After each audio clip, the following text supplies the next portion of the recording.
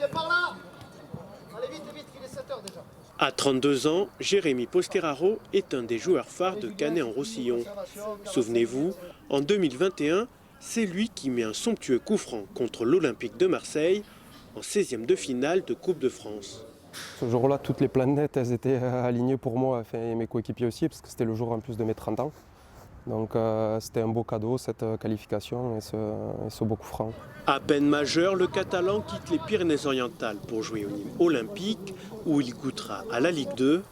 Il passera ensuite par des clubs de national comme Martigues ou encore Marignane. Mais en 2016, il décide de revenir jouer dans sa Catalogne natale. J'avais 25 ans, il me semble, et j'ai vu que je n'arrivais pas vraiment à franchir le cap pour passer dans le monde professionnel.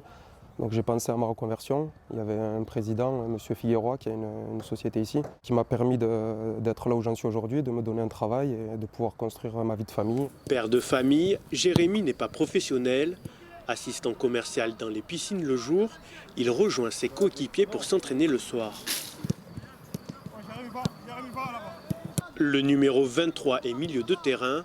Contrairement à son idole du Real Madrid, Toni Kroos, il n'est pas milieu relayeur, mais défensif. D'un tempérament plutôt discret dans la vie, il laisse éclater toute sa fougue sur le terrain.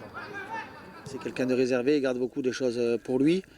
Maintenant, c'est un joueur quand même à caractère. Hein. C'est un peu comme Zidane était un peu comme ça. Hein. Ça parle pas beaucoup, avec du caractère. Voilà, il s'est laissé parler sa technique. C'est pas encore Zidane, mais bon, c'est un joueur qui aurait pu jouer plus haut à mon goût. Pour ses jeunes coéquipiers, Jérémy Posteraro est un modèle.